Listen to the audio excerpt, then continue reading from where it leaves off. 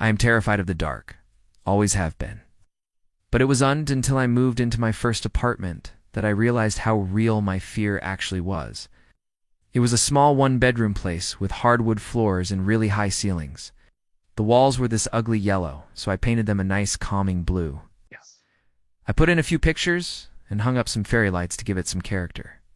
It was nothing fancy, but it was home. I even got a big, fluffy rug to put in front of the closet, which was huge. It had this long wooden pole in the middle, which I assumed was for hanging clothes. I didn't know at the time that it was actually meant to be a place for me to store my greatest fears. That night I went to bed early, but something kept me awake. I could feel my heart beating in my ears, and every little creak of the house sounded like footsteps or someone clearing their throat. Finally, I drifted off, only to be awoken by what sounded like a cat screeching in pain. I sat up in bed frozen, staring at the closet door, waiting for whatever made the noise to come out. But nothing did. Eventually, I fell back asleep, and everything was fine until the next morning when I heard the sound again. This time it was during the day, though, and I told myself that it was probably just a bird stuck in the chimney or something. One afternoon, about a week later, I was sitting on the couch reading a book when I heard it again, the sound that had woken me up in the middle of the night. I set my book down and listened intently. It came from the closet. I walked over and hesitantly opened the door, expecting to find a stray cat or a mouse, but there was nothing there. It was just an empty, dusty closet filled with cobwebs. I shut the door and went back to my book, but the sound started coming from the closet again. I tried to ignore it, but it grew louder and more guttural. It sounded like a strangled animal, something big and wet and angry. I stood up slowly, keeping my eyes locked on the closet door, and I took a deep breath and slowly opened it. Inside was darkness, thick and suffocating like a physical presence.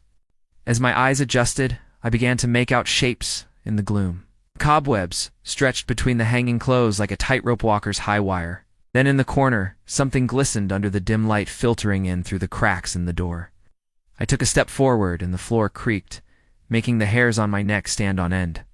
As I continued toward the corner, the sound stopped. Ow. Whatever had been trapped in there had gone silent. As I reached for the doorknob, my fingers brushed against something sticky and wet. I recoiled in disgust and shone my phone's flashlight into the closet. The beam cut through the gloom, revealing a pair of men's dress shoes caked in mud. My blood ran cold. Why would a previous tenant leave such large, muddy shoes in the closet?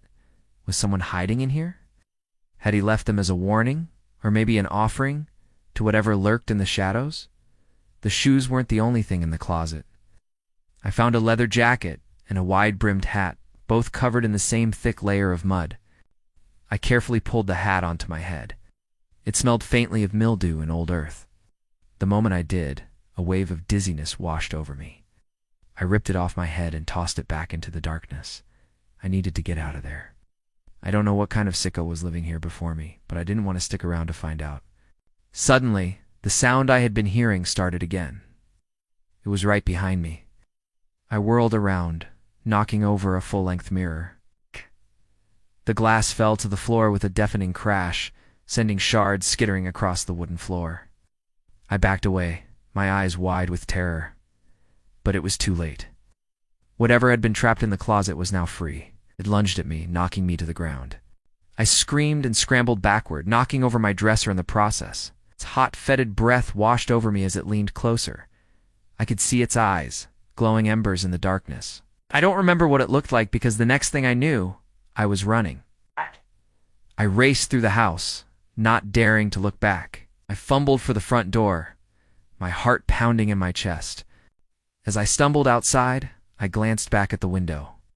The creature was standing in the doorway, silhouetted against the dim light spilling from inside the house. It took a step toward me, then another.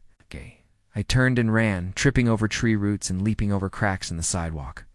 I didn't dare slow down, not until I reached my car.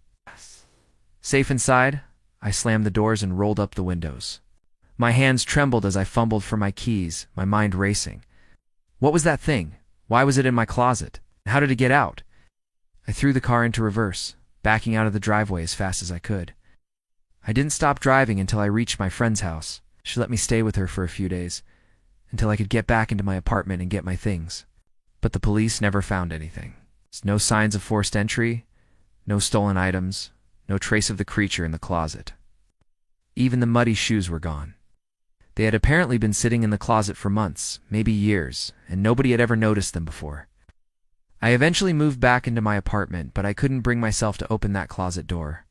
I kept my clothes in plastic bins and moved in with a roommate. To this day, I can still hear the sound of its breathing in my nightmares. I haven't moved out yet, but every time I close my eyes, I'm back in that closet facing my worst fears.